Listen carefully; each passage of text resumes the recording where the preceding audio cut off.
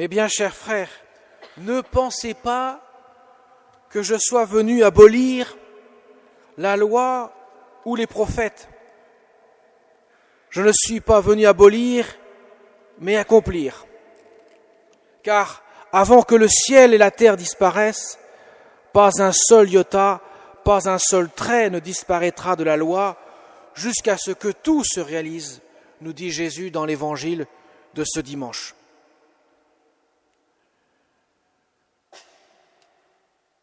Eh bien, chers frères, on peut être interloqué par le développement que Jésus nous fait dans l'Évangile à propos de l'accomplissement de la loi. Il donne plusieurs exemples qui ont de quoi à refroidir ses disciples, ses apôtres. Mais Jésus veut montrer comment il accomplit la loi. La loi, souvent pratiquée par les pharisiens et les scribes, Jésus ne manque pas de faire une remontrance à cette catégorie-là. Il le dit bien, si votre justice ne surpasse pas celle des scribes et des pharisiens, vous n'entrerez pas dans le royaume des cieux. Eh bien, Jésus veut dire cette loi, souvent appliquée par cette élite, est une loi extérieure de leur cœur. Un peu comme j'applique le code de la route, une loi qui m'est imposée. Et on ne me demande pas de l'aimer, cette loi. On me demande de respecter la loi. Mais il en va tout autrement dans le mystère de la foi. Jésus nous dit, la loi que je veux que vous accomplissiez dans votre vie de chaque jour, moi je l'accomplis pleinement, car la loi, elle est dans le cœur. Déjà, Dieu disait à Jérémie, à travers Jérémie, la loi ne sera plus seulement inscrite sur les tables de pierre, mais dans les cœurs de chair. La loi nouvelle que Jésus nous donne, c'est bien sûr son amour. Il veut que nous puissions vivre la loi dans notre cœur. Et voilà pourquoi il dit, si tu regardes une femme, avant même que tu aies commis l'acte d'adultère, dans ton cœur tu adultères. Quand tu regardes ton frère et que tu le méprises dans ton cœur, avant même que tu aies tapé dessus, tu as déjà commis le péché. Pour dire, le péché ne vient pas des actes seulement extérieurs, il vient d'abord du cœur. Il commence à germer dans ton cœur. Si ton cœur ne se purifie pas, tu ne pourras pas vivre la loi de l'amour, ce commandement nouveau que je donne. Jésus dit bien, je vous laisse un commandement nouveau, de vous aimer les uns les autres. Ça, c'était déjà ancien. Mais ce qui est nouveau, c'est comme je vous ai aimé. Le comme je vous ai aimé, il est radicalement nouveau parce que Dieu donne sa vie sur la croix, par amour pour nous. L'amour, c'est un don de soi. Je dois aimer jusqu'au don de ma vie. Je dois vivre l'évangile de mes tripes, de mon cœur, mais pas seulement en appliquant des lois pleinement extérieures qui conduisent à mettre une distance entre mon cœur et ce que je fais. Jésus traitera les scribes et les pharisiens de tombeaux blanchis. Pourquoi tombeaux blanchis ? Parce que un tombeau blanchi extérieurement est très beau, il est blanc, il est nickel, il est propre. Mais à l'intérieur, il y a plein d'ossements, il y a plein d'impuretés et de sépulcres béants. Leur cœur est tellement vide de tout qu'ils ne peuvent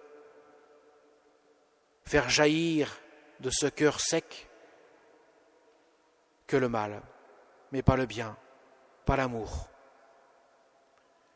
Voilà pourquoi Jésus sera sévère avec les scribes et les pharisiens. Ils appliquent une loi extérieure et pas la loi inscrite dans un cœur. C'est ce qui change radicalement l'évangile de l'enseignement précédent de la première alliance. Le Seigneur est venu incarner la loi dans les cœurs de chair. Car, comme le dira saint Paul, la loi de Moïse elle n'était pas là pour nous sauver.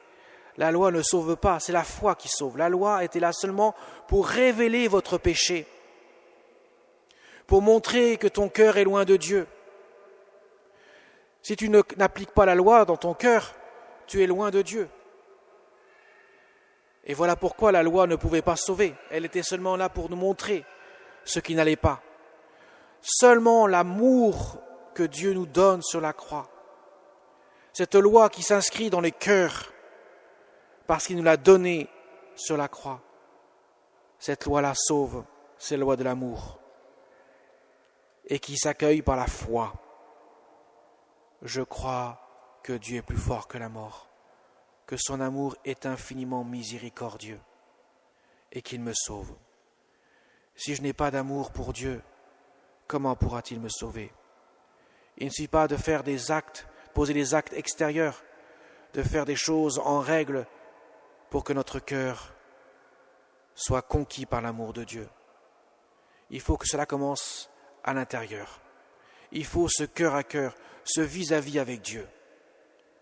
Voilà la nécessité du chrétien. Le chrétien commence par d'abord avoir ce culte d'adoration envers Dieu et rejeter le culte de lui-même. Tout part en fait du péché originel. Le démon, Satan, dit à Adam et Ève, « Dieu vous a dit ça ?» Mais pas du tout. Il vous a menti. Moi je vous dis, vous serez comme des dieux qui connaissent le bien et le mal. Autrement dit, il commence l'adversaire par séparer la relation entre Dieu et l'homme. L'homme ne se retrouvant plus dans cette relation avec Dieu, nécessairement ne pourra plus poser des actes d'amour qui viennent de Dieu et s'égarera loin du cœur de Dieu, rendant son cœur opaque à la grâce. Et ainsi, l'homme tombera dans le mensonge qui le conduira à faire germer en lui l'orgueil de penser qu'il peut être comme Dieu. Et Jésus veut montrer que la guérison commence d'abord par l'humilité. Accueille dans ton cœur la présence de Dieu. Et à ce moment-là, tu constateras que toi, tu n'es rien sans le cœur de Dieu, tu n'es rien sans l'amour de Dieu. Et tu constateras que Dieu vient à ton secours pour porter des actes d'amour. Et tu pourras ainsi aimer comme le Seigneur nous a aimés. C'est lui qui veut régner dans nos cœurs.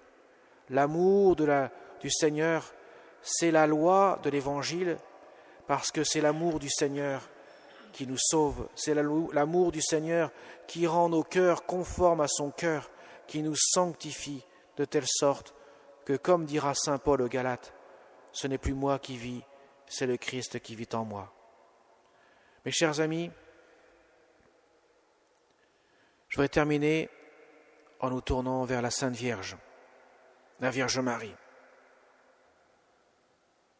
La Vierge Marie, nous l'avons fêtée hier,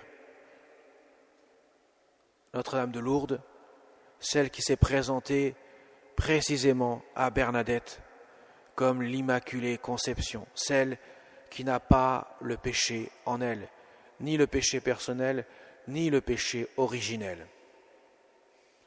Elle est celle qui s'inscrit totalement dans cette reconnaissance humble que tout dépend du Seigneur, que toute sa vie sera une conformité à la volonté de Dieu.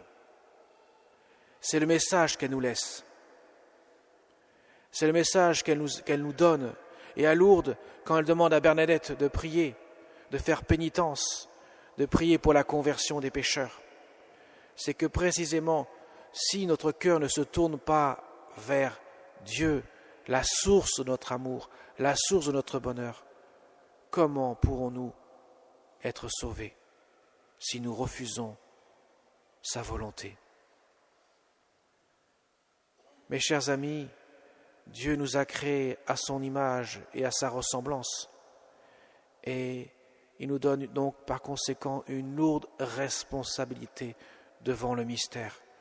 Nous ne sommes pas des pantins, des robots programmés. nous avons une liberté. Et cette liberté doit être usée pour accueillir l'amour de Dieu, afin que sa volonté se fasse en nous, comme dira Marie à l'ange Gabriel, que tout se fasse pour moi selon ta volonté. C'est exactement cela qu'elle a vécu en plénitude tout au long de sa vie. Amen.